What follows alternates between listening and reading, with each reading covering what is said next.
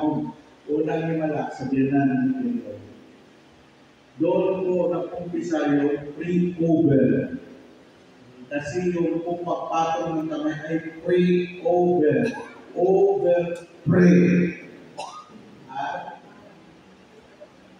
Nakalagay na maraming tayo pre-over. Alam niyo, kahit kayo, may power yung kamay. Kasi Biblia nagsabi, Marcos 16:17, ang may pananalig at may pananampalataya, magsitaglay ng kapangyarihan ng inyong mga kamay.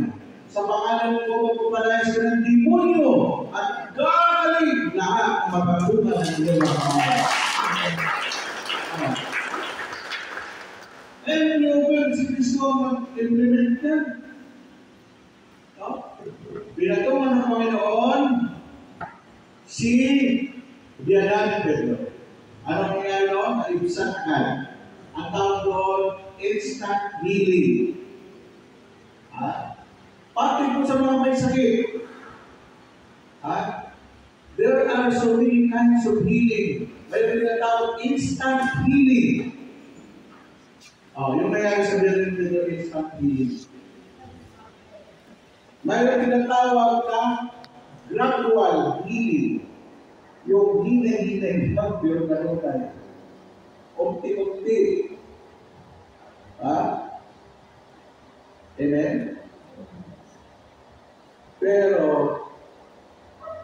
pag naniniwala ka sa Himala, sabi ni Lord, mangyayari ang ayon sa iyong paniniwala. Amen? Gusto mo nang pagaling ka. Kung wala kang equal.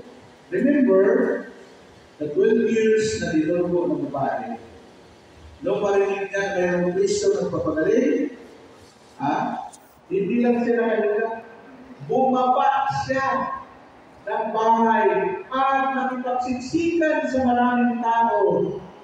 Nakita ni Lord yun at sinabi ng babae, mahipo ko lang ang laylay ng dating Jesus.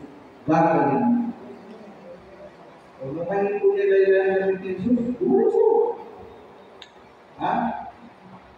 Pero ang hinipo niya ay kwelyo. Tapos paniniwala niya laylay, ay iba na yun. Hindi na yung angkop. Si Bartimeo, tinanong ni Jesus, Bartimeo, anong ibig kong gawin sa iyo? Kung sabi ni Bartimeo, bakit kailangan ko bang inimorasya? Bakit kailangan ko itatama? Ano ng bulag ako? Hindi. Gusto ni Lord makuputaw sa bibig mo. Kasi ang sinasabing paniniwala kung ano ang laman ng bibig, yun ang bibig. O kaya sinabi na ba, Bartimeo, gusto mo, ibig mo. Sabi ni Lord, ibig ko makakita. Sabi ni Lord, now na. Instant, now na, makakita na. Nakakita agad si Bartimeo. Kung tinanong ang Panginoon, na mga may sakit, Panginoon, ibig ba rin yung gumaling ako? Ano sinabi ni Jesus? Oo, ibig kong gumaling kayo. Amen? Pero pag piniover ka, may piniover ako. Baliwer, sakit ng aking dikit, pinatungan mo ng kamay.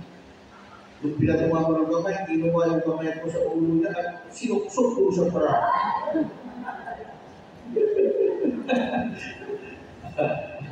Kasi ang may sakit daw sa kanya, yung dili niya. Sabi ko, pagbira na. Sa ulo na tapon, po. Meron kayo, halimbawa, may cancer ka sa cervical cancer. Pag piniover ka, ulit yung kamay ng Christian, ilagay mo sa harapan mo. Sinod ko ako, sa'yo. Common sense na lang. Ang paniniwala, matapian ka lang ng kamay. Pero ka galing sa gagawin. Pumunta sa musulong. Sabi niya, paniniwala ko rin, masilip ko rin, makita ko rin, gagawin ka. Paano rin sa musulong? Sinilip na. Pag uwi, masaya. Okay, bumalik. Yun kasi yung paniniwala. At Sabi ni Lord, magyayari ang ayon sa iyong pananalig. Pananaya. Amen. Sabi ni Brother Mike, nasa kamay ng mag-asawa. Kamay ng babae sa lumina. Paano mo makapag-asawa? Sabi ni Brother Mike, pagdating sa bahay, naghihintay sa iyo ibang lalaki ng nilibat.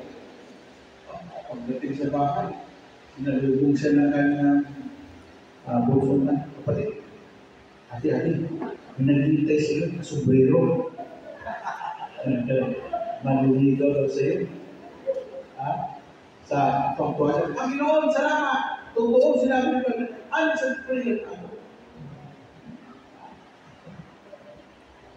Sus, pagdating, nung pinalis yung sombrero kalbo at duling. Sabi na, Panginoon, huwag ka naman magbiro. Kasi ang hinihilan niya, panliligaw, hindi naman sinabi na guwapo. At saka, wala kang pansalan. Aba, hindi mo pa alam yung kalbo at duling ay asindero.